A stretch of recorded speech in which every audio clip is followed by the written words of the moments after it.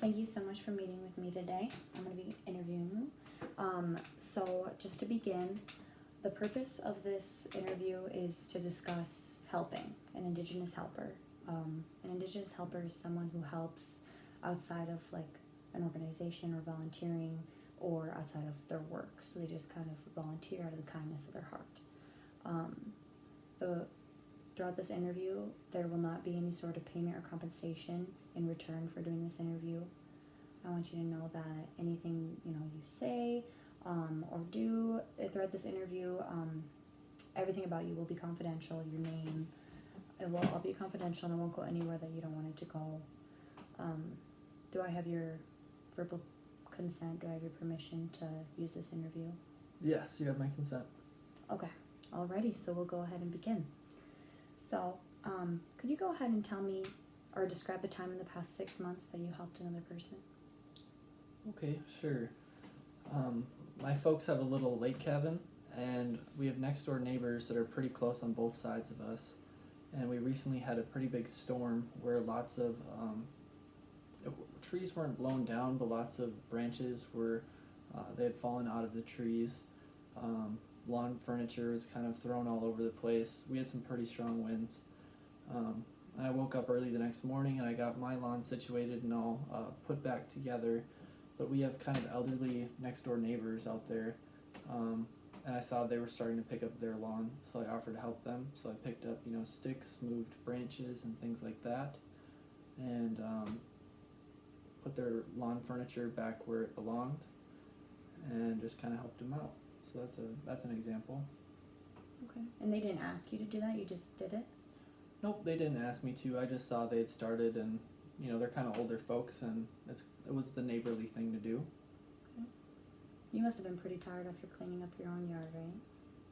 Yeah, I kind of was, but it was nice to be able to help them out too, just because I mean, I'm younger and I'm pretty able-bodied. I can help people out like that, and like I said, they're kind of older folks, and it's lots of bending and moving stuff, so I figured I could help them out. So how did you feel after you got done helping them? After I got done helping them, I felt pretty good. I felt like I had done a good deed, I think they were grateful to have had my help. It would be something that if like my dad was there, he probably would have done the same thing, and we have a good relationship with those neighbors. I'm sure if I had needed help with something, they would offer their help. I'm not sure if I would take their help because they're an older couple, and like I said, I'm younger and I'm able to do most things chore-wise by myself. But yeah, so it felt good to do. My parents would have been proud of me for doing it, and I think they appreciated it. Okay. So what happened after you helped them? Well, they thanked me. I felt a bit better knowing that I made their day a bit easier. Then I just kind of went about my day. Okay. So you had mentioned that the relationship between you two is already pretty solid. What was the relationship like after you helped them? Do you think it was better? I think it just kind of reinforced the kind of kind small town vibe that we kind of have going, where we can help each other and just do what needs to be done around town, just helping people who need it. I think with natural disasters strong winds, that's not a natural disaster, but things of that nature, like, tornadoes or floods, people tend to kind of come together and help one another. Mm-hmm. So I would say it just kind of reinforced an already pretty positive relationship. Okay. So what made you think or know that they might have needed your help? What motivated you to help them? Well, I had just finished up with my own yard, and it took me quite a while because it was just me that was doing my yard. I didn't have any help. And I just knew that they were kind of in for the exact same sort of deal. So I figured I can take the time to just help them out. It'll make it go faster for them. And it's just a nice and kind thing I can do that it didn't take a lot of time out of my day, maybe 45 minutes, but it made a lot of difference to them. So I think that was a good thing to do. Okay. Can you give me a more recent example of a time that you helped someone? Sure. What would be another one? I recently helped a friend of mine move. He was just moving across town, but I was able to help him lift up his couches and take his bed and put stuff into boxes. You know, it was a male friend of mine, and like lots of guys, he was a bit of a procrastinator. So it was the day he was supposed to be out of his place, and he still had things that weren't boxed up. So I'm not the most organized myself, but I can help out a little bit. So we were putting things into boxes and taping them shut, labeling them for which room in the house it'll go to for his next place. So that would be a more recent example. Yeah. So I was able to help him box everything up, and he was just moving across town, so I was able to go to the new place too and help him set his stuff up. Wow. How long did that take? It was like an all-day kind of thing, like 8 hours. Wow. That was a long day, but Dedicated your whole day to it. yeah, if I hadn't been there, it would have taken him 2 days. You know, he may not have gotten out of there in time, or he probably could have thrown everything into the truck and just made several loads, but it would have been not the greatest housewarming to have all your stuff just kind of in one big pile. Because with manual labor stuff, it's just nice to have a second set of hands to be able to do things. Right. It's pretty hard to move a couch alone. Yeah, I exactly. get that. Okay. So you must have been pretty thankful for that. When you were going into that, were you expecting anything in return? No, not really. I mean, in the past, this is a friend who's helped me too with different things. So it just felt good to be able to help someone who's helped you before, you know. That's a good feeling. He offered me like some money, or I think he said like, do you want a case of beer for this? You know, just trying to be a nice guy. But when you're in between places and you're moving, all of that can be kind of expensive, you know, having to put down your security deposit and your first rent and everything. So I didn't ask, or I didn't take him up on any of his offers, and I just said, no, that's okay. You know, I'll just keep you in mind next time I have to move something. Okay. And this was a friend of yours, right? Yep. Do you feel like the relationship was better after that? About the same? I mean, I'm sure it does. I mean, it's little things like that. They just kind of solidify and just reiterate friendships. You know, it just kind of reinforces that. It makes you feel good. You know, if you need help and you reach out to your friends, then they're not able to help you, but they don't have a good reason. You know, like, oh, I'm sorry, I just don't really want to.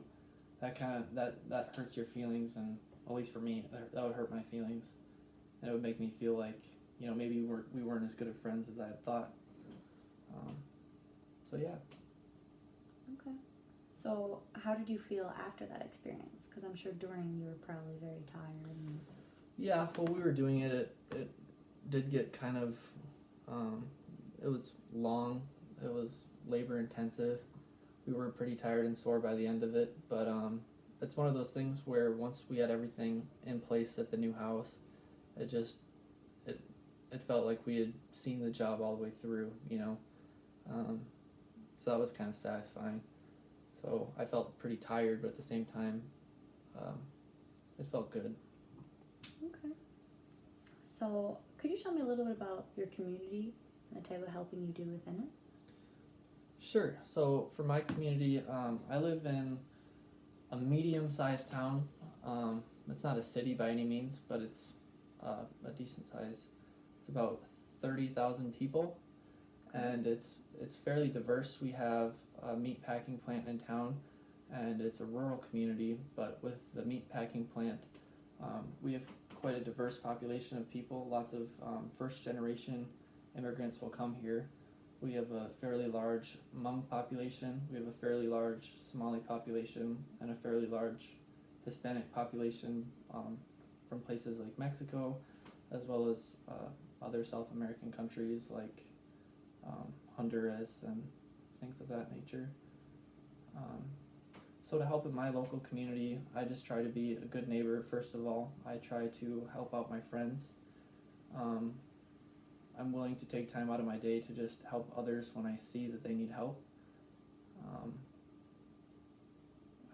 it's just little things really that you can do that'll make a world of difference for someone. Like if you see an older woman who's struggling to get groceries in her car, offer to help her, or even just being polite when it comes to letting someone into traffic, or you see a short person in a store trying to reach something that they can't reach, just saying, hey, did you want me to grab that? Just small things like that. Are those all examples of things you've done? Yep. Yeah. Yep. I'm just speaking on personal experience. Those are just little things I can think of that I've done in the past. Another little thing, there was a kid who was driving around with his dad and they were looking for a dog. Their dog had been missing for a few hours. I think like they had left the gate open or something. And they were going around looking for it, and they were just a couple blocks over. So they kind of described the dog to me, and I just helped out for a few hours just looking around, because while they weren't people I knew very well, I knew of them, because while it's a bigger town, it still kind of feels like a smaller town, so I know, oh, okay, that last name, I think I know, like other people that are related to them, like their cousins or whatever, are kids I graduated from high school with. So I was like, okay, I'm going to help you out. Do you have an extra one of those flyers? Because they had already, they're pretty organized. They already had like pictures of the dog on these on this paper, and they had an extra one. So I kind of helped them out, and they were able to find it, luckily, but it wasn't due to our efforts.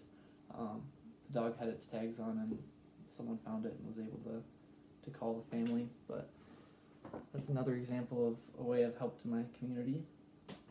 All right. So how do you see yourself in your community? I would say my community, I try to have a positive, just a positive output. I try to help others when I can. I try to lead by example when I can, and just do small things that can make a lot of difference for other people. I mean, helping doesn't have to be spending all day doing something. It can just be the littlest things that make a difference to someone. So I try to be kind. I try to be empathetic for other people. I mean, it's easy to just go by people who are struggling and feel like you don't have to help them. Like kind of like the bystander effect, where you can just kind of go by something and just feel like, oh, someone else is going to probably help them. But just taking the time to be the person who does, try to offer some kind of help. Like recently, there was someone who had their car propped up at our Walmart, and I just went over and said, hey, are you guys having problems? And I'm not super mechanically inclined, but I can do basic stuff like jump a car. And that was actually the case. They needed their car to be jumped. So I have jumper cables in my car. I'm an Eagle Scout, so I try to be prepared. And I was able to help them, jump their car. Would they have gotten it figured out without me? Probably. But would they have had to sit there for a few hours without anyone being able to help them? Maybe. I didn't know them at all, so I don't know if they were local or how far someone they know would have to go to come help them. So, I mean, if you have the ability, and it didn't take much out of my day. It was just a good thing I could do. Sure, sounds like you're always thinking of others. Well, not always, but I try. All right. So how do you believe your community views you?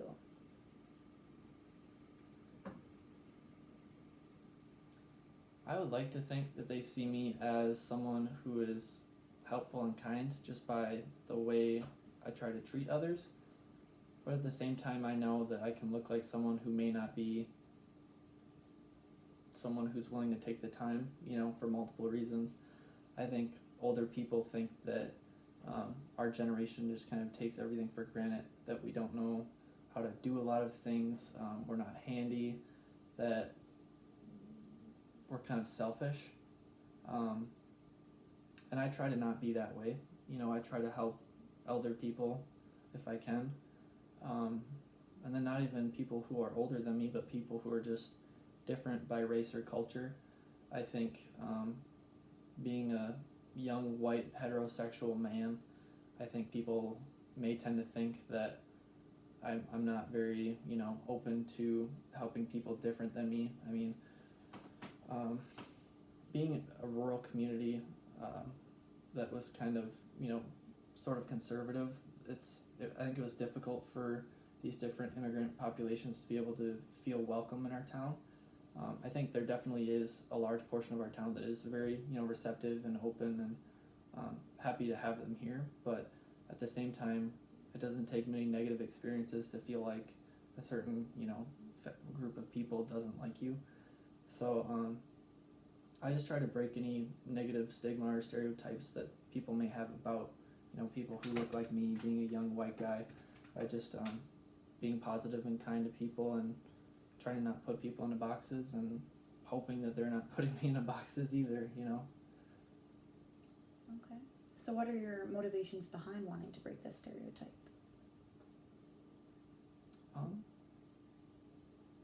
Just helping to have a more cohesive and happy community, You shouldn't be avoiding other people or feel like other people have to avoid you, It's not hard, like lots of helping can be a difficult thing to do, but at the same time I think it can be a lot simpler and easier than people think. You can help just by being kind. You can help by complimenting someone.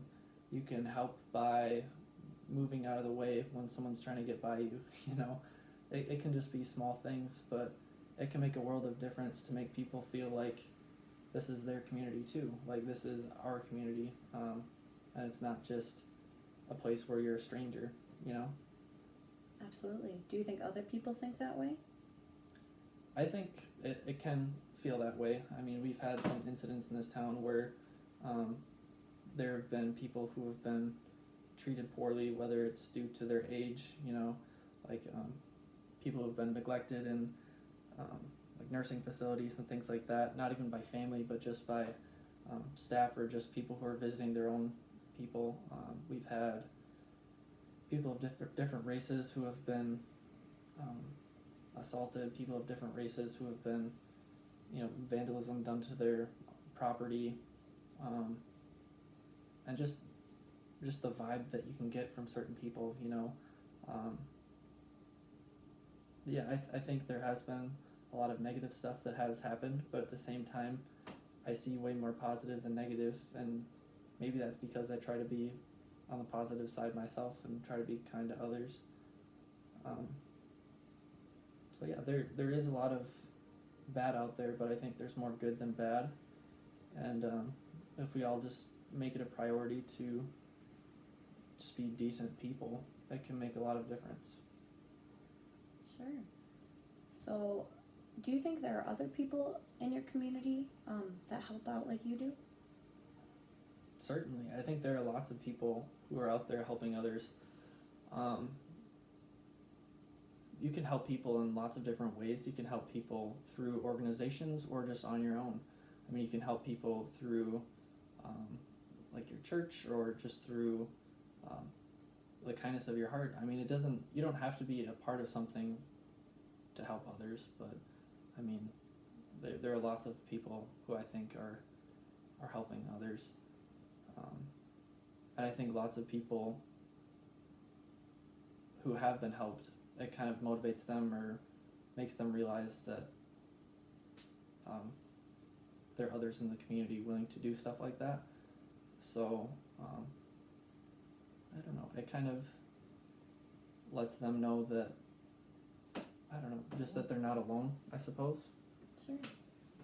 What kind of needs in your community do you see that aren't being met or aren't being addressed? There's a pretty high poverty rate for my local area. There isn't a lot of affordable housing. I think for my town specifically, it's less than 50% of the people who live within the city limits are homeowners. So there's lots of renting. There's lots of mobile homes and trailer courts and things like that. I think those are issues. And along with poverty, there's a whole bunch of other stuff that kind of ties into that. Like affordable health care, I think that's a scarcity. Even just access to, goods that people need, like food or clothing. We do have a food pantry, but I've volunteered there in the past, and I know at certain times that there's just, during certain times of the year, there's not enough stuff, or the things that they do have, I mean, it's not a place where you can do a one-stop shop and have all of your nutritional needs met. You know, it's more of like a supplementary a supplementary resource where like you can get some things all the time. Like you can get bread every week, but if you're trying to go there and get fresh produce every week, or you know, vegetables and fruit and like protein enough to feed a family of 5 for a week, I don't think you could most of the time. So I'd say those are some things in our community that are lacking. And like I was talking about earlier, I think just being open and kind of perceptive, or just being culturally competent, or at least culturally accepting of others, I think that's lacking as well. But that's something that I feel like we can work on, and I feel like that's something that people do work on fixing or work on improving.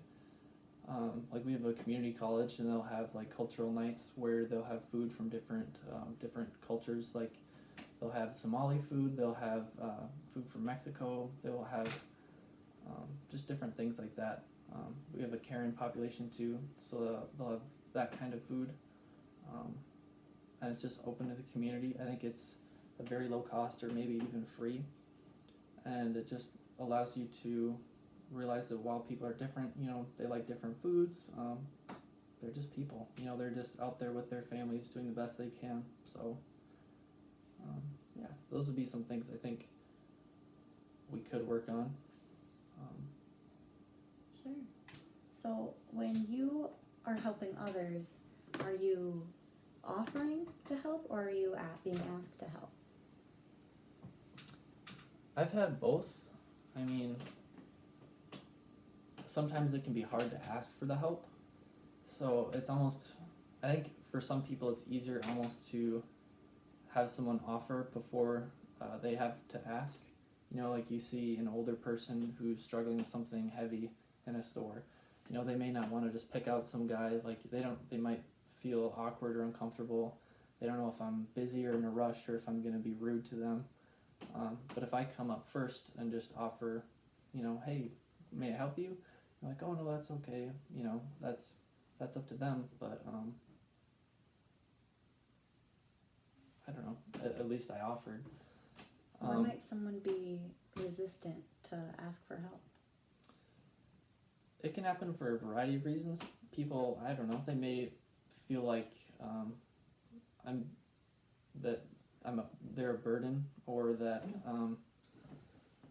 if it's an older person, they may think that they're still able to do things by themselves. They want to be independent. They may not want the help because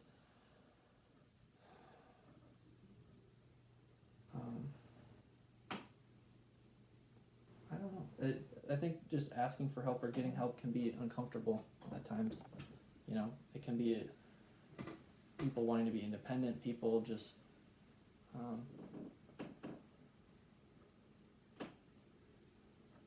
there are different kinds of help too, like financial help. People are pretty hesitant to ask for help when they're in a tough spot financially. That's another thing too. It's just kind of an awkward thing to have to ask. Sure, I understand that. Can you tell me about, can you give me an example of a time you've had to deny someone help?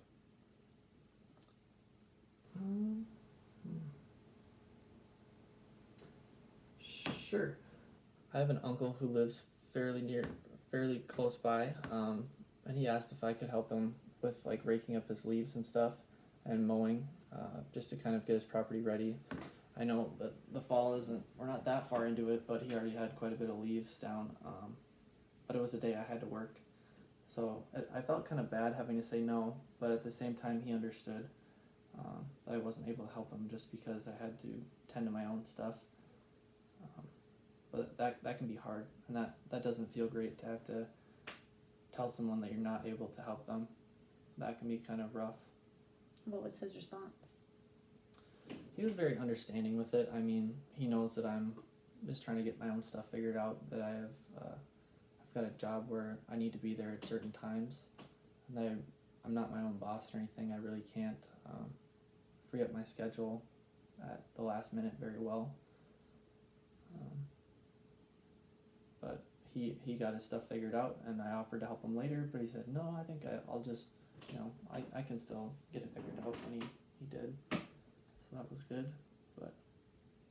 Okay. But it was upsetting at the time for you. Yeah, I'd say so. I mean, a little bit. Especially when people have helped you before, you want to be able to help them back and kind of reciprocate that.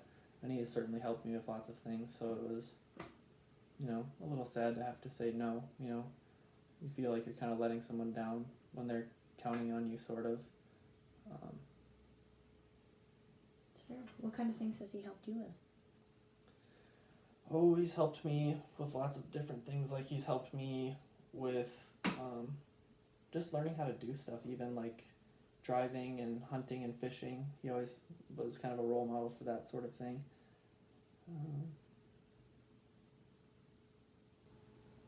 I think anytime I needed to move something, when my dad was busy when I was younger, he had a truck and he didn't live very far away, so I knew I could always call him and say, hey, can you come help me, like, get this chair, or, move this out to the hunting land, or, whatever. He'd always be there. Just like a constant person in your life, Sure. So what does it feel like to be on the other side of things as the person being helped?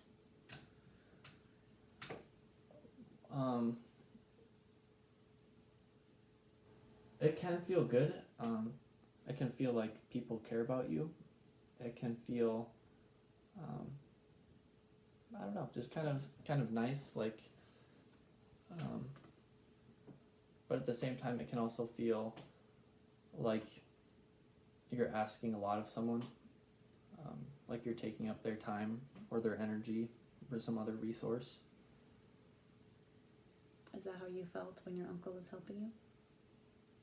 At the time, no, I didn't feel that way, but you kind of look back on it and realize how much different people do for you. I wouldn't say I took it for granted, but when you kind of look back at different things,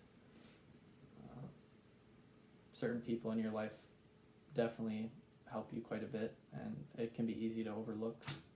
Do you think it's different when it's family?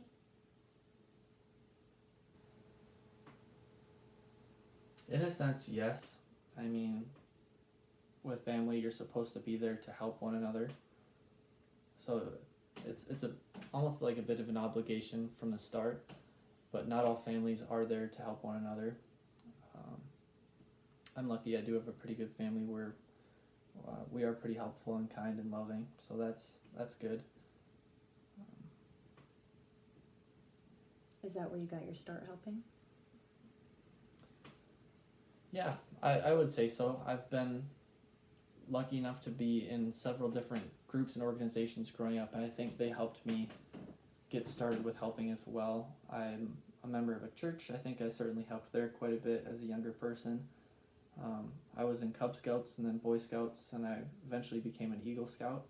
So through that, there's lots of selfless service that you'll do for various charities and organizations.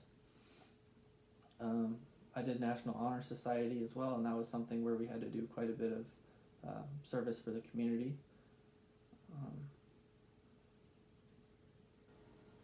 But yeah, I think family probably is the first time lots of people go out of their way to help someone expecting nothing back. And then from there, you kind of get a template for how you should act, not just through your help, but kind of through the teaching and the guidance you get from your family. Like, I think people get certain values and morals that are kind of passed on to them, and you can take that out into the world, and as a young person you help your friends, you help your family, and then you even extend that out past those groups that you have to those who probably need it the most. Not to say your friends and family don't, but there are a lot more people out there than those you're comfortable with. Absolutely. Would you say that your helpful nature comes naturally, or is it learned?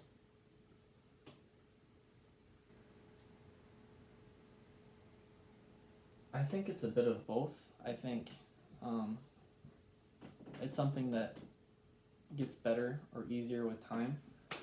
I think when you're younger, you don't help in ways that make you quite as uncomfortable. Like as a 13-year-old kid, I don't know if I'd walk up to someone I didn't know and just offer my help, but after you do various things and become more confident in yourself and your abilities, it makes it easier. And as you grow as a person and you just kind of mature and get better at social situations and figuring out how you can help someone without making them feel uncomfortable, it makes it that much better. I think if you're trying to help someone and you make it seem like it's some big task or that you're really putting yourself in an awkward position, or you're not, you make it seem taxing, I think that makes people uncomfortable, and it makes them less willing to ask for help or just feel worse while it's happening. But if you're helping others and doing your service in a way that is just kind of joyful or at least pleasant, and you're not looking for anything, or you're making it clear that you're the kind of person who doesn't mind doing a little bit of extra work, I think that makes it a bit better. Sure. Can you think back to the first time that you helped someone without being in an organization or without your family?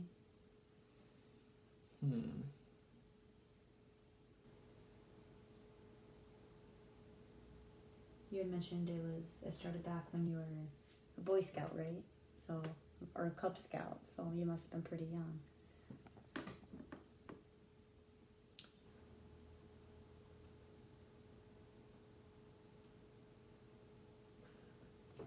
I think I learned stuff through, like Cub Scouting. They teach you little things, like leave a place better than you found it. And something we would have to do would be to pick up litter as a group. But then I took that outside of the organization and outside of the events we did. And as a little kid, I'd pick up trash a lot just because I didn't like litter. Like you see a bag of chips just kind of blowing in the wind, or like a soda bottle or something, you just pick it up and throw it away. So it's a little thing, but that was probably one of the first sort of altruistic-y kind of things. Okay, so you got your start helping pretty young, you'd say. So what motivated that? I think when you help others, it makes you feel good, or not even others, but just help out in general. Like picking up trash, that's probably not for anyone, but it's sort of, well, I guess it is for everybody, but it's not helping one specific person.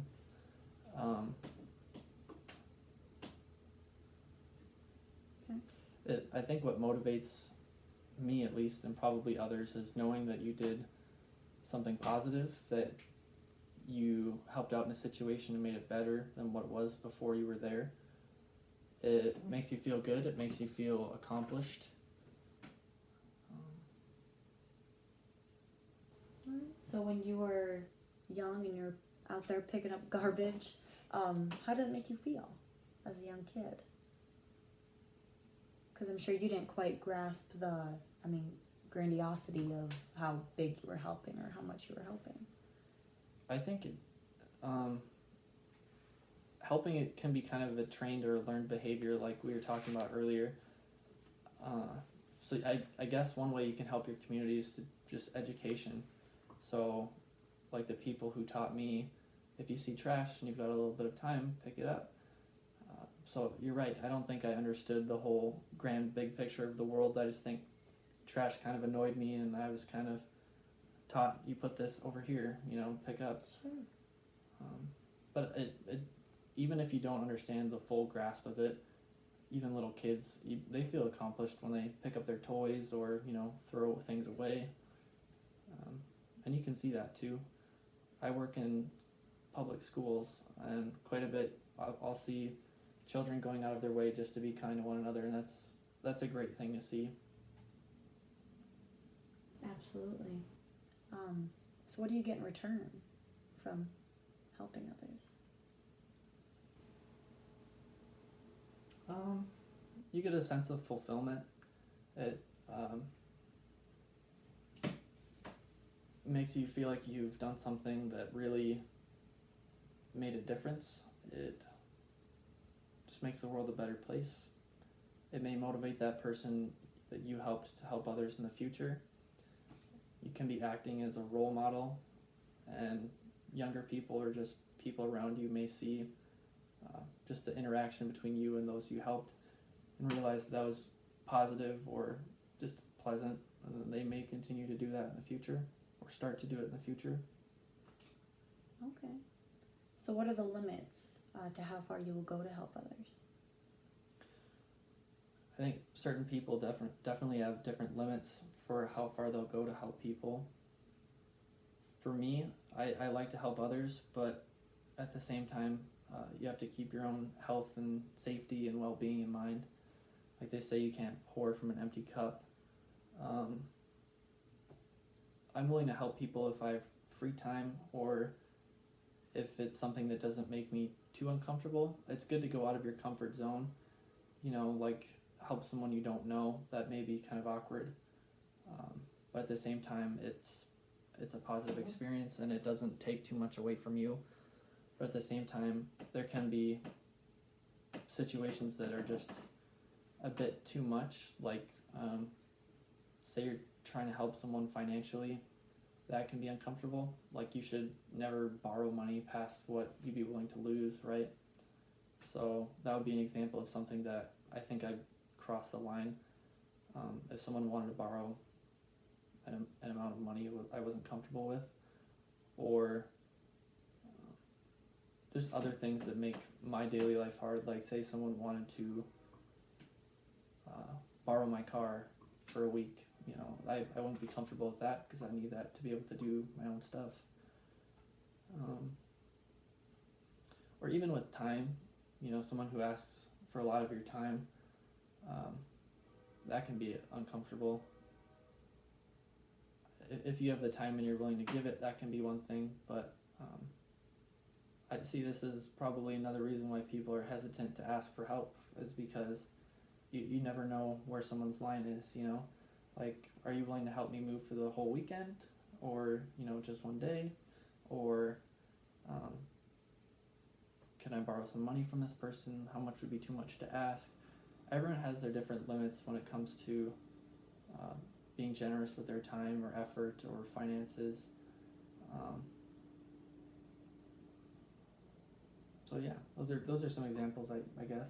Yeah. Can you give me an example of a time that you have pushed those limits? Where someone has pushed that limit with me, or that I've pushed that limit with someone else? You've pushed, your limits.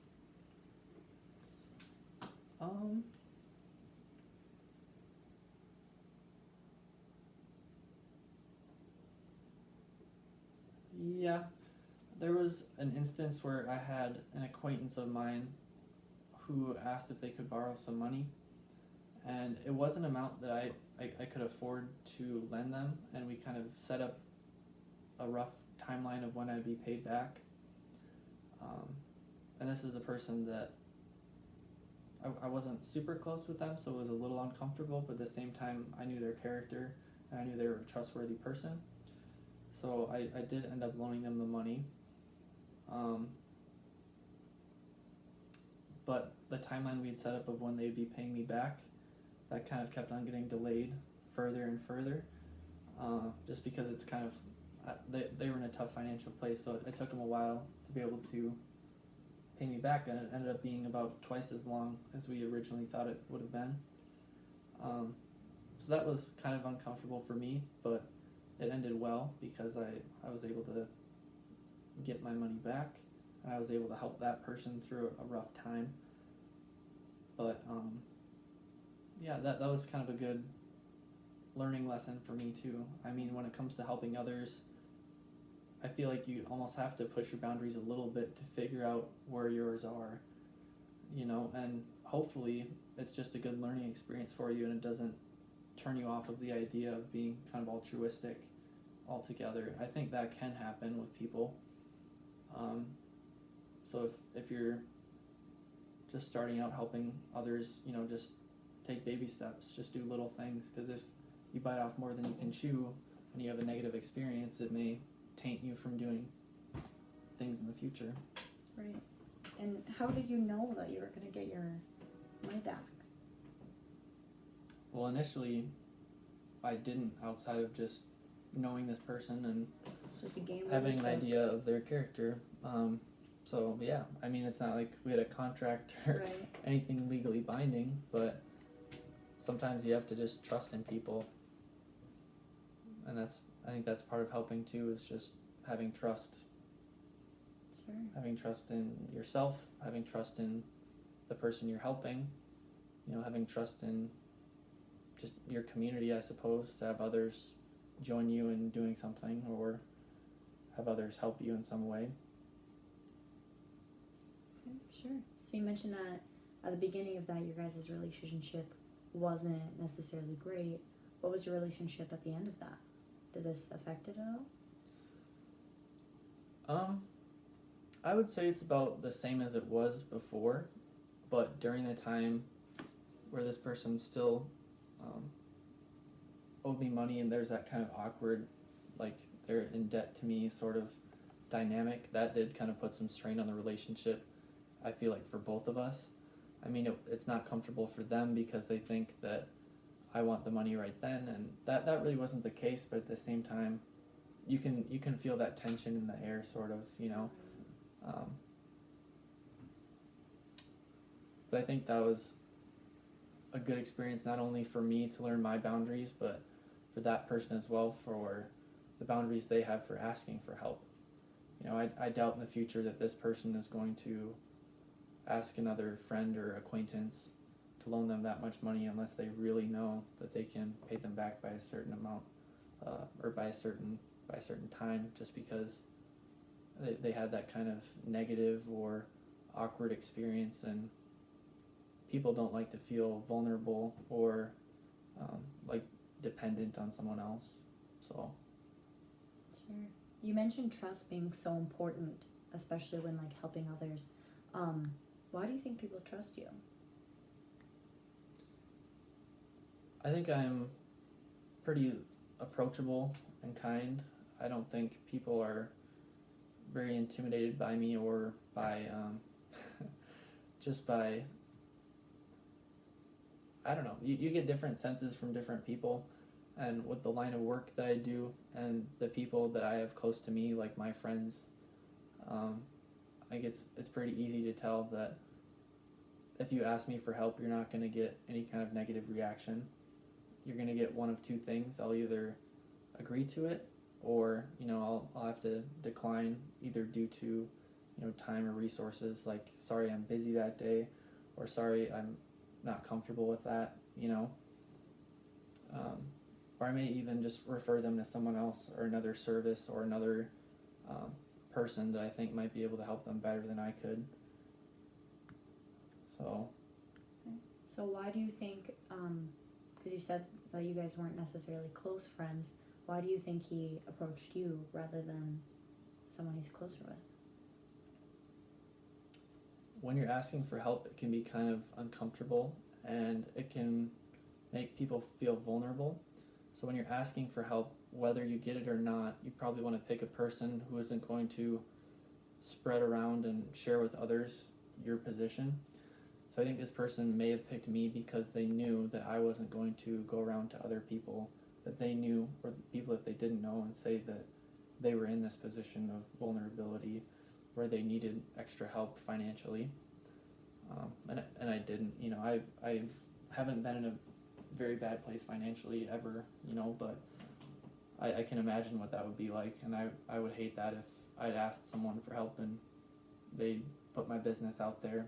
People don't want you to air out their dirty laundry. So I think just confidentiality or just being kind of discreet with things, people can appreciate that, because it's one thing to go through a hardship, but having some kind of need, and just having it broadcasted out there makes it that much worse. Right, absolutely. So you have mentioned a couple examples of times you've helped people, some of which were elderly.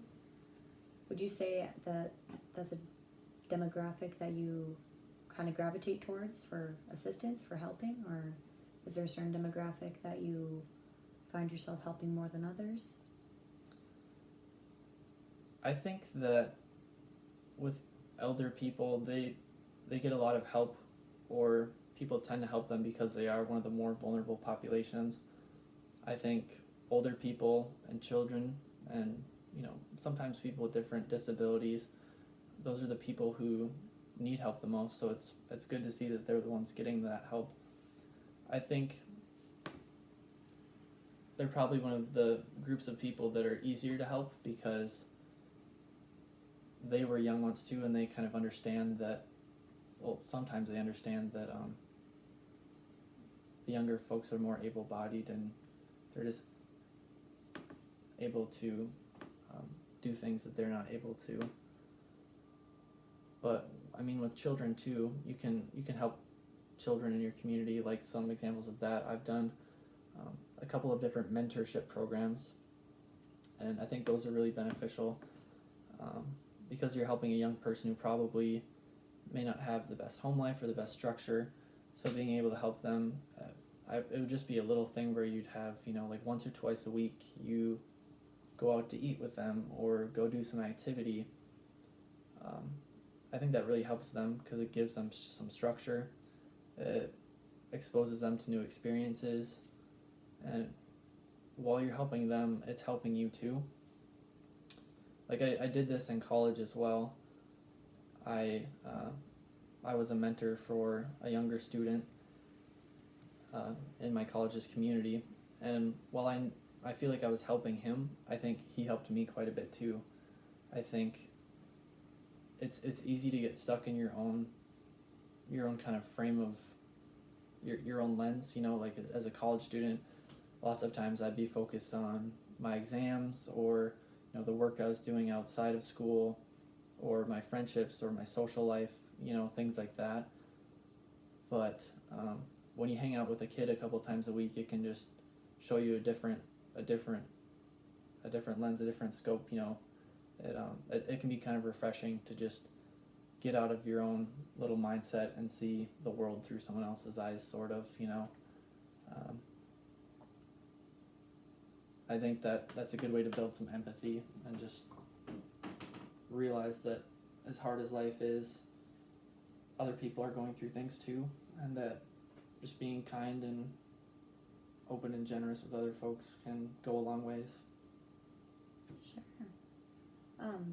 It sounds like you've worked with, a variety of different people, different populations, different vulnerabilities. Have you found that some are harder to work with than others?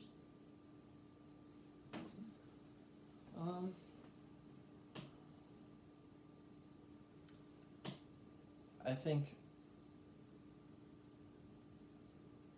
sometimes when people need help but they are hesitant or kind of resistant to taking the help, it can be due to a couple different things like I talked about earlier. I think with older people, they want to feel independent a lot of times, so it can be kind of hard to have someone else step in and offer help, and sometimes they'll just reject it altogether. That's one group that can be hard to help. Sometimes with younger people too, like when I was first mentoring, one of the kids I mentored, he was a child with lots of behavioral issues, and I think he was kind of slow to warm up with me, and he at first it wasn't that he didn't want to hang out with me, but he would display lots of bad behavior. He would just do things that he knew he probably shouldn't be doing out in public, like just being disruptive, being loud, kind of almost, I don't know, just your typical just angry kid. But over time, I was never stern with him. I just kind of led by example and just tried to be a positive, kind role model in his life. And I was that child's mentor for 2 years, and by the end of it, he was a very different person. And I'm not saying that was completely due to me or anything, but I think having me around a couple times a week definitely made a difference for both of us, and it was a good experience for both of us. Did you have a mentor when you were a child? There were lots of people who helped shape me to be the person I am today. I didn't have one specific person that I would say, you are my mentor, but different people definitely helped me along the way. I've had great parents. They've always been very kind and loving.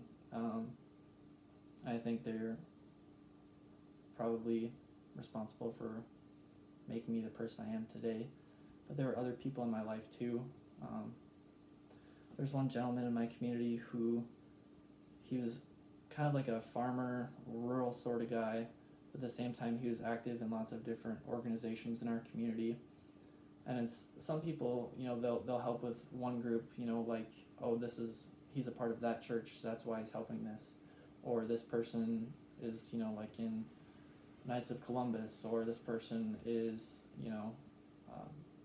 whatever it is. He's part of the Lions Club, this person's in the Rotary Club, this person's a part of this group or that group. But this guy, he just kind of transcended all groups. He was just a part of everything, it seemed like. And while he was a member of these different groups, I think the reason he was even in those in the first place was to be there out in the community helping other people. So, like, even outside the groups, like I said, he was kind of a rural handyman sort of guy. In the fall, he was in his mid-70s. He no longer farmed himself, but he'd still be out helping families, even outside of his people he just knew from having been a part of this community so long. He was out there for every harvest, helping people out. He was at every banquet, everything his church threw, everything that scouting did. He was active in that, even though his own children had been out of scouting for 30 years and probably had children of their own somewhere.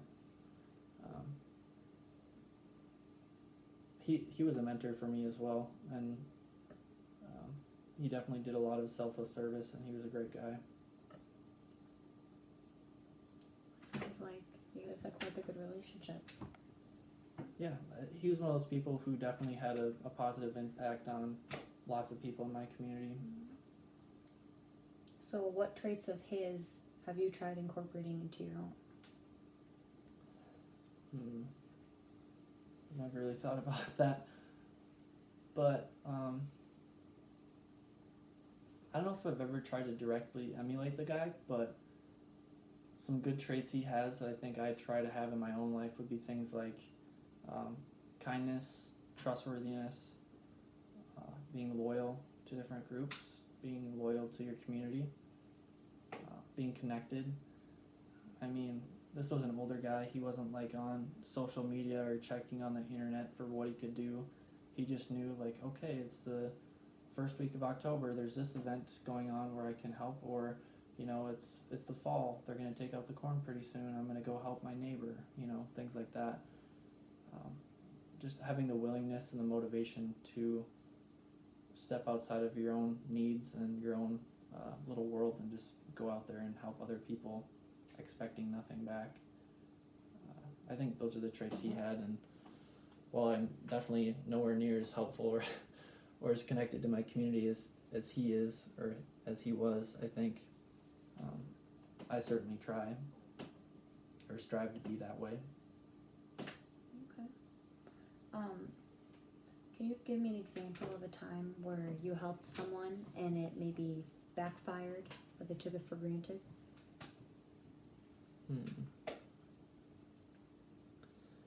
There was a time in high school where I had my driver's license and I had a friend who lived across town from me who he didn't have his license yet. So one day I offered to drive across town and pick him up before school and then go to school. And I enjoyed his company. He was a good buddy of mine. And I kept on doing it because it just kind of became our little routine. But then after time, it started to kind of wear on me because I had to wake up earlier. I had to drive all the way across town, and I was just a broke high school kid, and I had a little SUV truck at the time, so I wasn't the most fuel efficient guy out there. So after a while, it kind of started to annoy me. So I'm not sure it backfired on me, but after a while, I think people can take for granted when other people are helping them. So after a while, I just came to my friend and said, hey, this is kind of hard for me to go all the way across town and pick you up and then go to school. I have to wake up earlier, I have to burn more gas, and like I said, he was a good friend of mine, so he was very understanding about it, and I think he either rode the bus or got a ride from his mom or dad, so that wasn't a big deal. And then time goes on, he eventually got his own license, and people were probably asking him for rides. Do you feel like your relationship was affected at all by that, or? I don't think so, because we were pretty good friends. If he had been less of a friend and more of just an acquaintance who would ask that of me, I think it may have been more awkward, but I think we were good enough friends where it didn't really make too much of a difference. Okay. Do you have an example of a time you were ever helping like a stranger or an acquaintance ever backfired on you?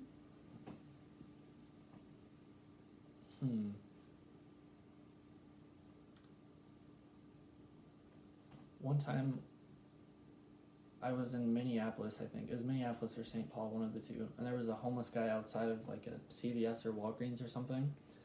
And he had his little sign up, anything helps kind of deal. And I gave him just a small amount of money. I mean, I think I was in undergrad, so I was probably somewhere between like 18 to 20, 21-ish. And I gave him a small amount of money. I don't know if it was like $1 or $5 or something.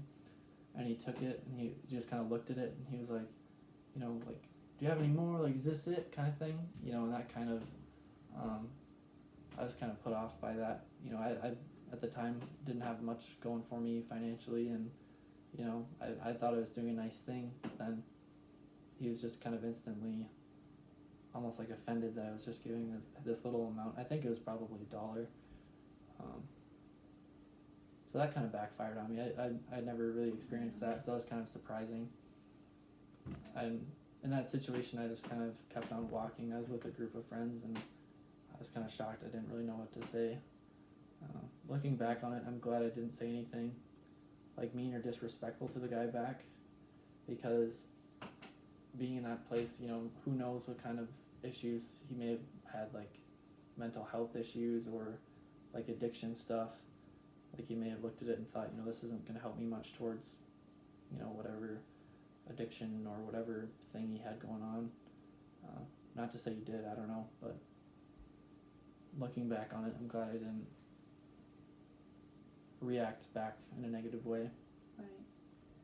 So what was going through your head when all that happened?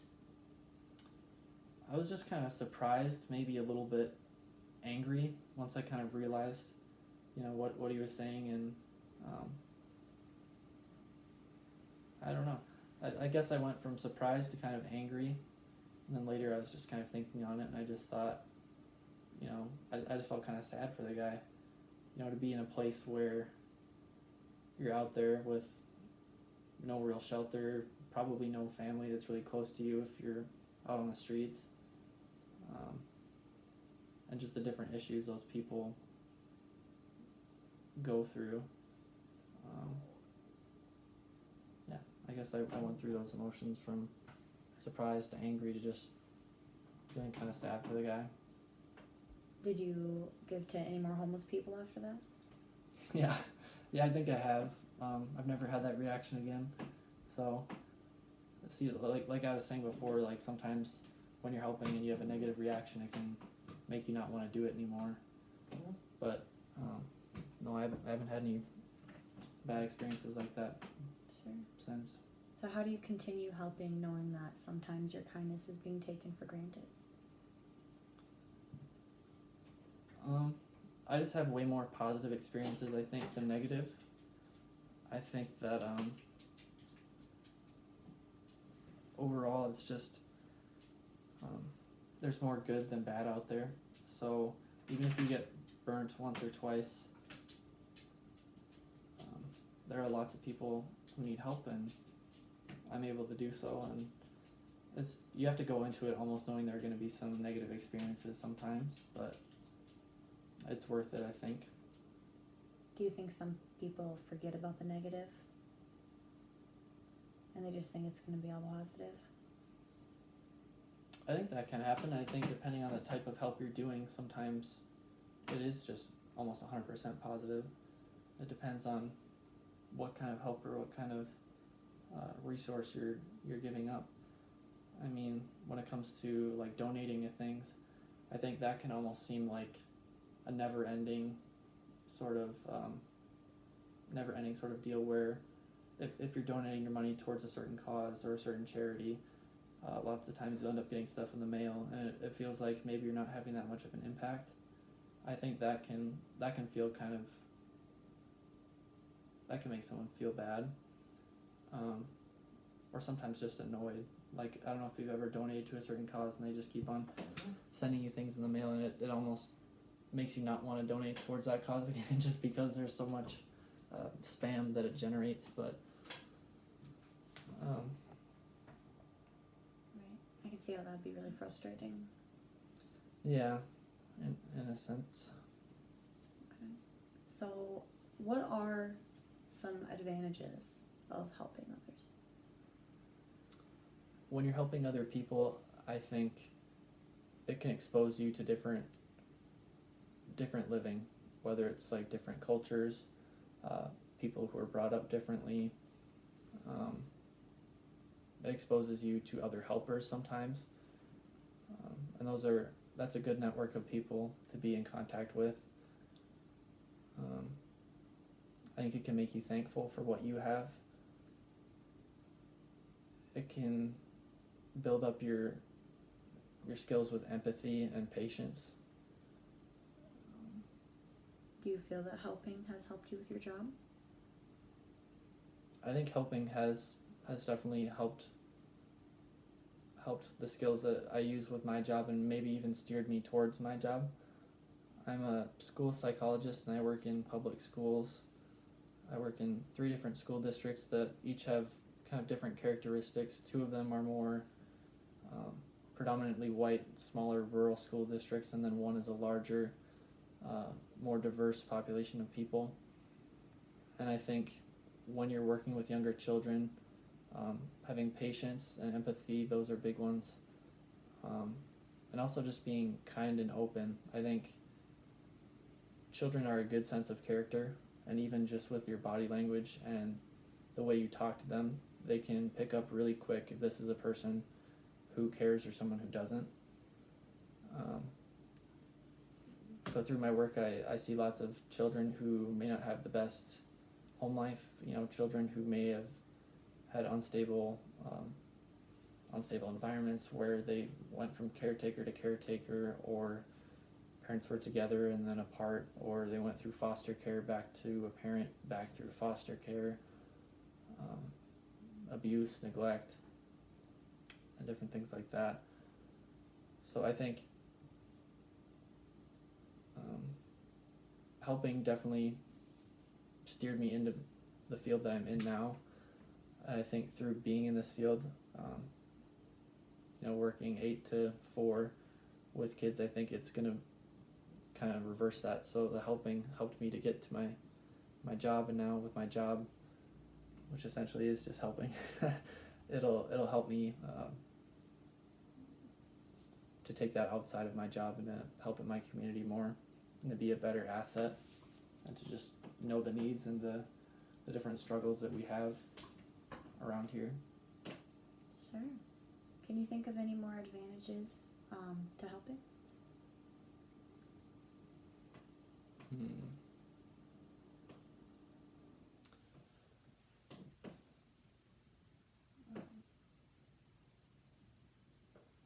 What have I said so far? Empathy, patience, kindness. It ties you to your community, exposes you to different people. It makes you more thankful for what you have. It exposes you to the different needs of your community. I'm sure there's a slew of other ones, but that's just what's coming to mind right now. Absolutely. Can you identify any disadvantages to helping others? Disadvantages to helping other people. Well, I suppose if they take advantage of you and you get into a situation where you feel like you don't have a choice but to help someone, or they may not have a very broad network, and you're kind of the go-to guy. You're the go-to guy. You're the go-to guy after a while, where you're like the sole resource for something, whether it's information, time, money, effort. You're the guy with the pickup truck, whatever it may be. But outside of just people taking advantage of your kindness, I can't really think of many downsides. Okay. Can you give me an example of a time where it was pretty hard or difficult to help that person?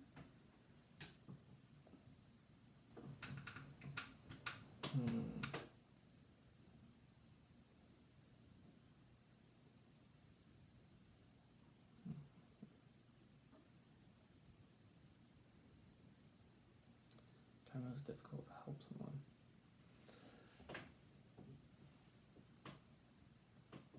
Back in college, there would be times where friends would ask me if I could give them a sober ride back from, like a bar or a restaurant or wherever they were, or, a house. And that could be kind of hard, even if it's a friend of yours. Lots of times they're making that call at 2:30, in the morning or whenever the bar or the party is over. And it's one thing if you're up all night with them, but, when you're at home, just sober, doing your own thing, and you're sleeping, most likely, that can be kind of challenging and kind of annoying. So that would be a situation that would be kind of difficult. I can imagine that'd be draining. Right, but at the same time, that's not even that bad, because when you really think about it, you're helping that person to avoid either having to walk back to wherever they need to go, or drunk driving. So it's still a positive, good thing to be doing. It's just kind of an annoyance to you to have to do, but that's an example, I suppose. Okay. All right. Good example. Were there times that you offered to help someone, but you were denied? Yeah, that's happened to me quite a bit. It usually happens with older people, where it's not so much older women, because older women, they usually don't mind, and they don't mind getting helped out. But with older men, they still may want to feel like they're independent, or like they're able to do something without your assistance. So I've definitely been rejected when I've asked, an older guy if he needs help lifting something, or moving something, or reaching something. Okay. Can you tell me of a time where you needed help and you accepted it? Sure. I've needed help with school where I haven't felt like I understood a concept very well. So I've had to go to professors and ask them just for clarification, or I've asked classmates for help. I've had help every time I've ever moved from one place to another. I'm pretty fortunate to have good friends and family who are willing to take the time out of their day to come out and help me get stuff sorted.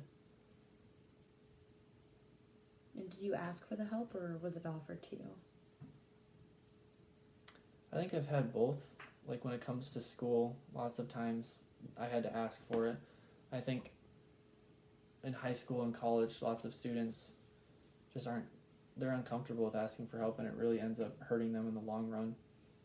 If you're struggling, I would say you really need to ask for help school-wise, because things will just kind of build off of each other lots of times, and if you don't have a good solid foundation, it can be hard to succeed with different things. But for different reasons, people don't ask for help. As a student, you may not want to feel incompetent or stupid. You don't want people to see you as the one who's going to be not contributing to like a group project or something because you asked for help last week or whatever.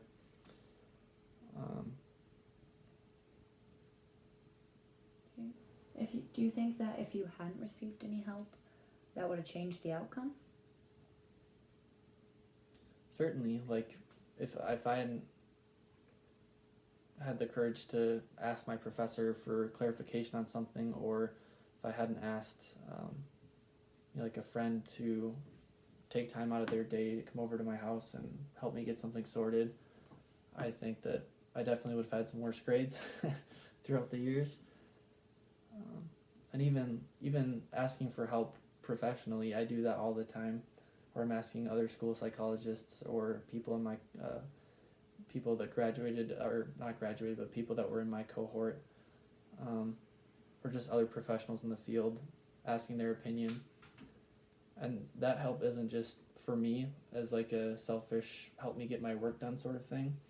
It's something that also is benefiting whatever kid or whatever case I'm working on, because you want to do your best by your assessments or the different reports you're writing up, or the things you're interpreting, or the observations you're seeing. You want to do your best to help them and to have as thorough and detailed and just accurate, just all of those kind of traits. You want to make sure it's just comprehensive and done properly, Right. So that's not just helping me, but it's a service to whatever students are getting helped too. Right, makes life easier. Right.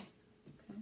Can you tell me an example of a time where you were offered help but you denied it?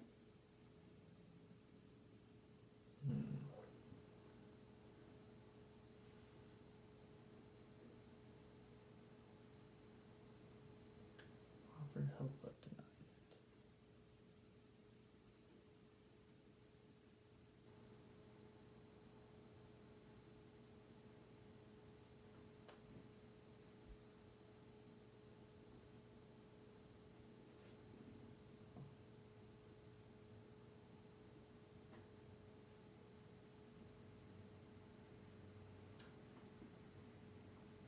I've been offered help sometimes financially by close relatives of mine, or like my parents when it comes to school.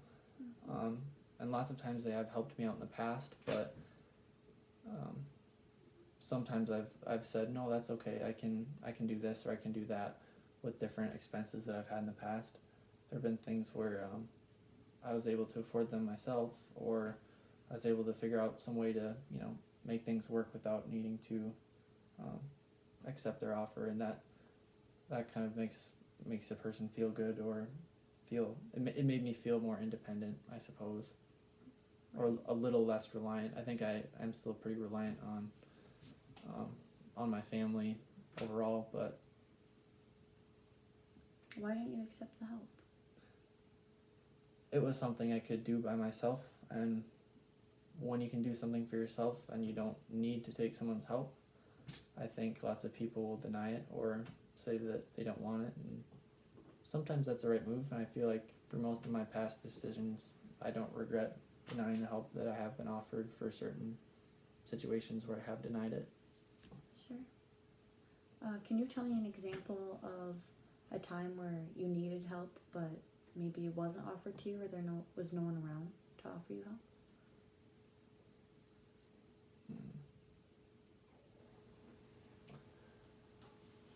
There have been certain situations through my work where, there is quite a network out there of people, but sometimes you're working on deadlines, or sometimes a teacher or an administrator will come to you and, not through email or anything, just ask you a question, and that can kind of take you off guard, and if you don't have the answer to that question and you're not able to just give something to them right back, that can kind of feel like you're unprepared, or like you don't have the resources you need, whether that's like people or just your education. You feel like you didn't get the help you needed back in your program. But in those situations, I've been fortunate enough to have been asked those questions or asked to do things by people who were pretty understanding or patient. So I was able to say, I'm not quite sure on this, and I don't want to give you the wrong answer. I'm going to have to get back to you, maybe tomorrow or in an hour or whatever it may be, and to go out and try to get that help or find it for myself, whatever the case may be.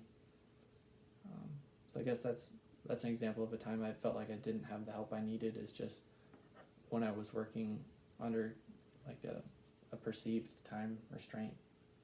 Okay. And how did you end up resolving that? Like I said, I just offered to get back to the person and to either look through my own resources or just try to reach out to someone, and then I was able to get the help. But sometimes you just want to be able to have the answer and be able to help that person right in that second, and you're not always able to do that. Or even if you think you have the right answer, but you're not sure, sometimes you want to double check before you get back to them. So. And how did you feel in the moment? No, you didn't have the answer, couldn't help them. At the moment, you feel kind of dumb. You feel unprofessional, sort of, or like you're not, maybe not qualified to be where you are. Kind of that imposter syndrome. This is my first year, and I've definitely had quite a bit of that when you're sitting at a meeting where there are lots of people who've been doing this for as long as I've been alive, and there's 5 or 6 people like that sitting around a table, and they'll ask you something and all the heads turn, and you're just kind of sitting there like, I'm not sure, or I need to get back to you kind of thing. But at the same time, it's kind of cool to know that those people care about my opinion, or feel like I can provide a service or help in a way that that is positive or needed within the schools. So that's a good feeling. It's that's a double-edged sword.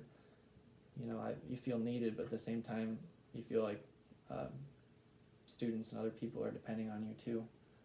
So over time, I'm sure I'll continue to get more help, and that'll help me to help others.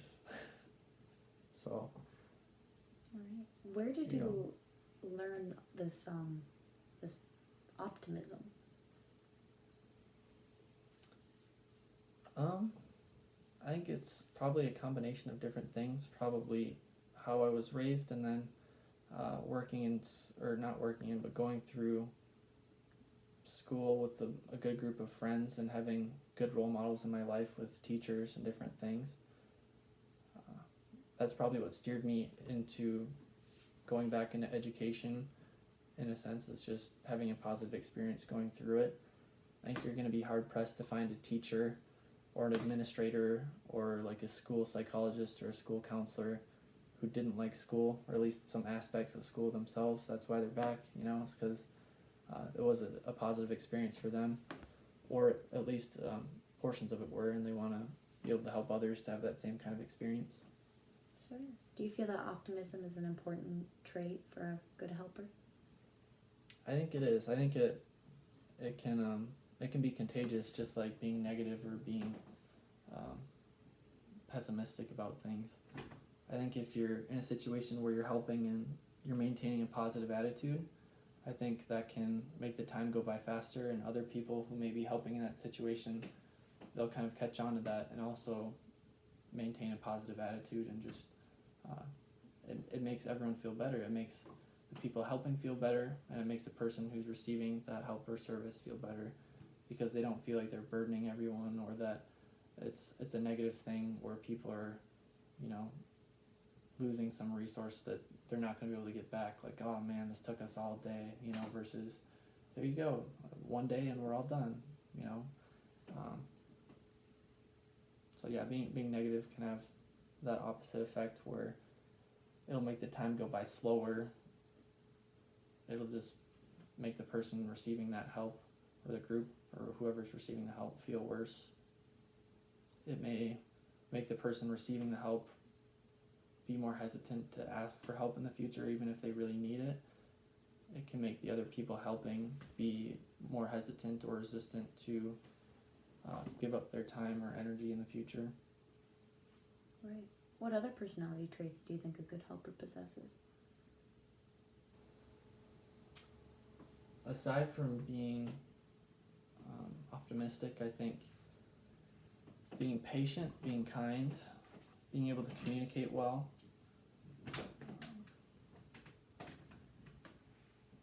being understanding and being unassuming, not judging the people or the group that you're helping.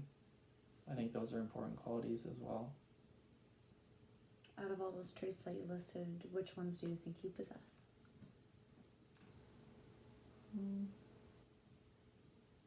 I think everything's kind of on a spectrum. I think I'm pretty welcoming and kind overall. I'm usually fairly optimistic and unassuming. I try to not judge other people.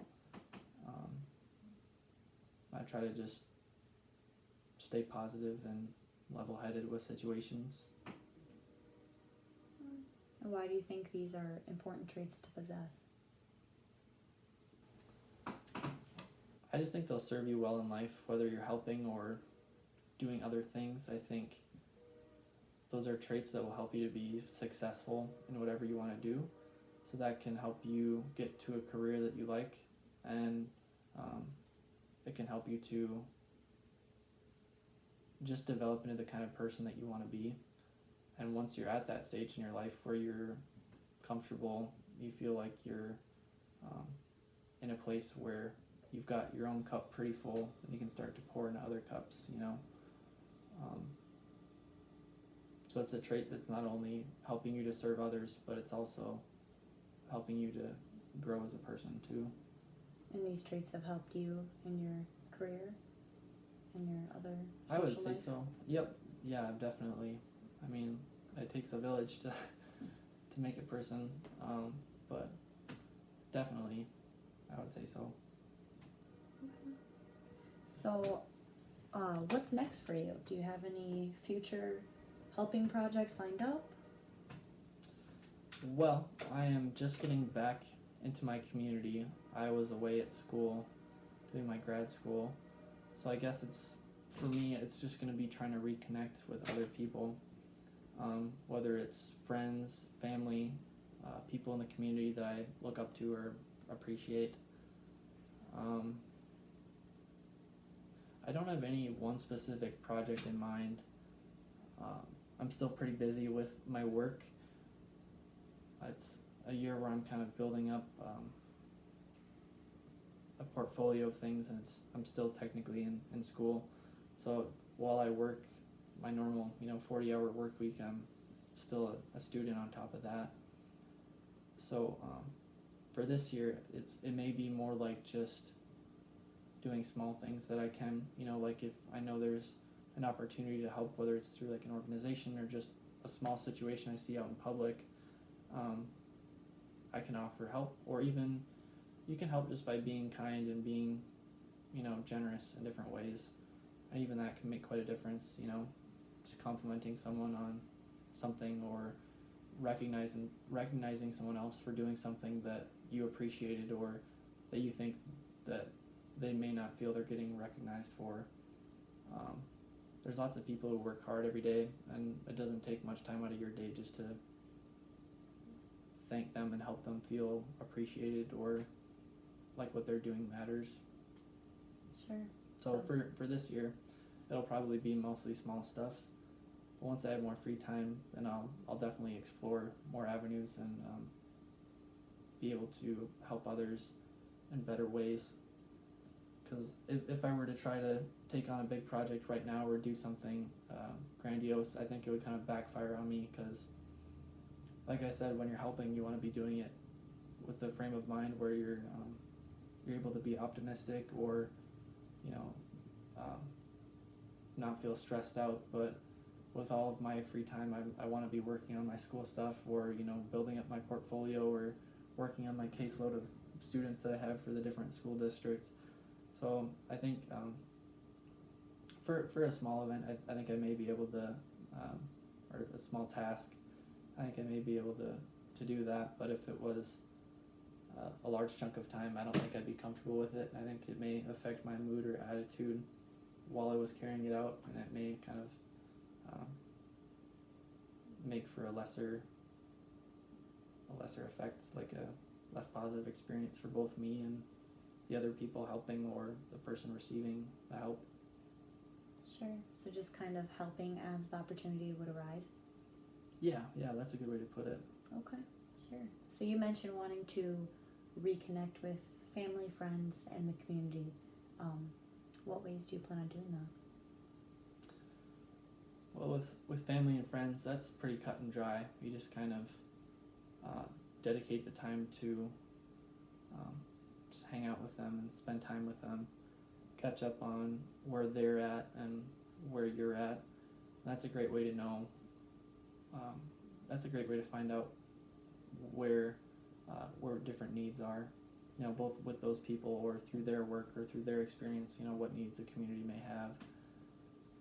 And then for just helping out in the community in general, or for feeling more reconnected to your community, there are different things you can do, like going to different events. Like I said, we have a local community college where they have different events all the time for like cultural nights, or just nights where they bring in different speakers who talk about different issues.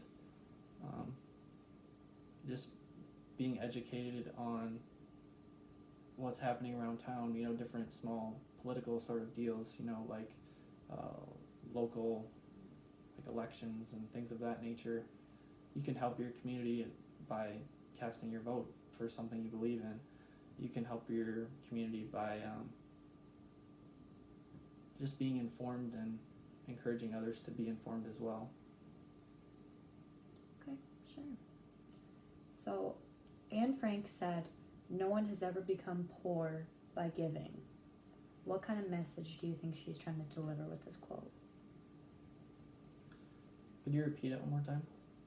No one has ever become poor by giving.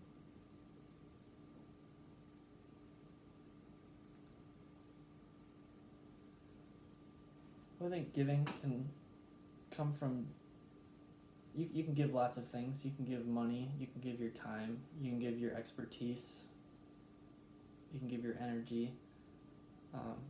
Giving doesn't always have to be necessarily financial, but sometimes it can be that as well. But when you give or when you help, you get something back from that too.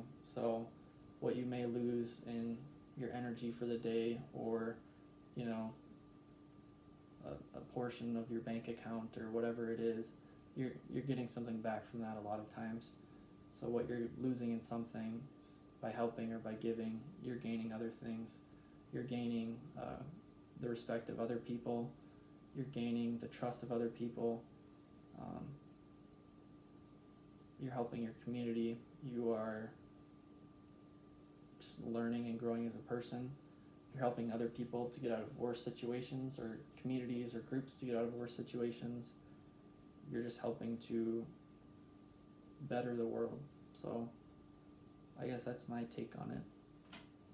Okay, so for what I'm gathering from what you said is you get a kind of a sense of fulfillment, like you get back more than what you give out. Yeah, absolutely. Kind of her message. Do you agree with that?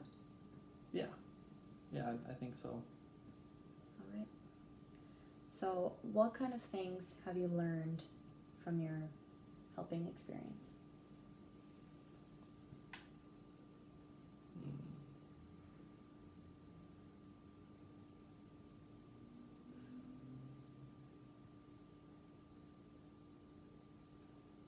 There are a couple different types of ways I think of. I've learned about people, like the way different people are, or just ways in which people are different from me, I guess would be a better way to put it. So I guess that's helped me to just have a more holistic view of the world and different opinions on things. I've learned specific skills, working with different groups or with my family, just how to do different little projects, little kind of handy things.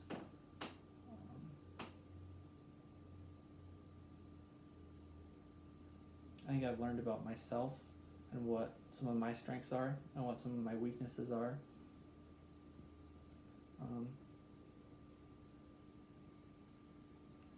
And what are some of those? I think I'm good with people. I think I'm good working with children. some weaknesses I have. I don't think I'm not very good with like well, a few different things. I'm not very good with people who are, you know, like angry or people who are kind of ignorant or just one-minded about something. I think that's a struggle for me to work with people like that in situations that can be kind of taxing on me. I've learned that I'm more introverted than extroverted, but I can still kind of get out there and interact with people as long as I have some time at the end of the day to kind of just be by myself, because that's kind of how I recharge. I've learned that different people may help for different reasons, but you know, it doesn't really matter as long as the help is available. But I think it's a positive thing to be doing for your community and for other people. And I think if you do it enough and expose yourself to those kinds of people who are also doing it, that's just mutually beneficial. All right, well said. And then this is my last question, and then we can go and wrap her up. What advice would you give to those wanting to help others? Or new to helping others? People new to helping others. I would say start off with smaller things first. You know, it doesn't have to be some grand big scheme, or you don't have to go too far out of your way right at first. It can be just small things. And then while you're helping people, make sure you're just you have an open mind and you're not assuming or judging the people that are receiving the help or the other people that are alongside you. Keep an open mind and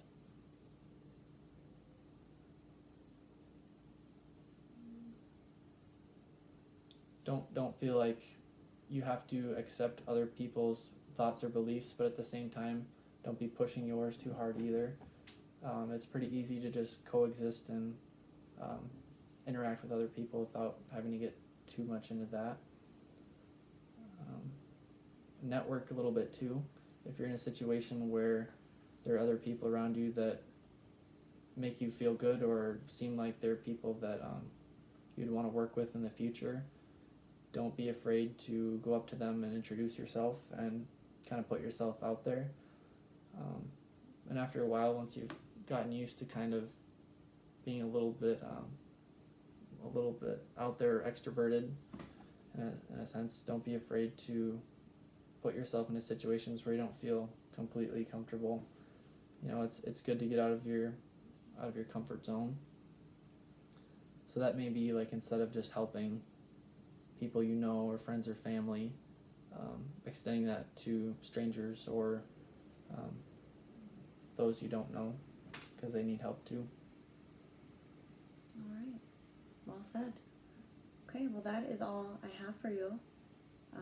Thank you so much for letting me interview you. I really appreciate it. And like I said, this will be confidential and the interview will go to good use. Okay, So I hope I did okay. You did great. Thanks, Thank you for your Jasmine. time. And if you'd like to come back, we can go and begin with the debriefing. I'll get it on camera. Oh, you want? Okay, there's more Just to real it. brief. Sure. Yes. So just the debriefing part. How do you think the interview went? I think it went pretty well. I've not really ever been interviewed before, and this was a pretty long one. Yeah. I'm sorry if I was kind of repetitive or caught off guard. I didn't really have anything prepared. There's no teleprompter. I doubt I'll be on Conan or Jimmy Fallon anytime soon. Mm-hmm. But I don't know. It wasn't a negative experience at all. It kind of made me be a little self-introspective. I haven't thought about a lot of this in quite a while. Were there any questions that really stood out to you or really were really thought-provoking? I think once we started talking and I was talking about how I'd be interested in reconnecting with my community and how I would do that. I've thought about, okay, now that I'm back in this town and there's, you know, the place where I grew up, I would like to kind of reconnect with some of the people or some of the groups that I was previously a part of, and just kind of rekindle some of those friendships or relationships. I've had that thought, but I haven't really taken it to the place of how would I go about doing that, you know? So just, that was kind of a good thought-provoking thing for where the rubber can meet the road, in a sense. Right. So you've wanted to do it, but you never thought about the steps or what it would take to, or how you would come to it? I hadn't taken that train of thought that far. Sure. So that was a good experience, or a helpful experience, I guess you could say. Okay. Did you, learn anything about yourself throughout the interview? Like about throughout telling all your stories and giving examples? Did you? Nothing really sticks out, but it just kind of reiterated that I've had a lot of good, positive people in my life that have kind of helped me get to where I am, and I should be thankful towards those people and maybe reach out to them and let them know. Makes you feel a little grateful. Okay. Is there anything that you would want to say, or that you didn't get a chance to say, or any answer that you, or any question that you would have answered differently?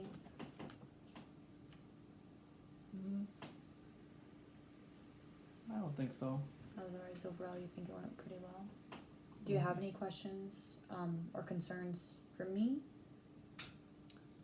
Nope, Okay. not really. Any questions I hope this helps out with your school deal. Thank you. Any questions about, where this is going, what it's being used for, concerns about confidentiality, kind of understand the process? Okay.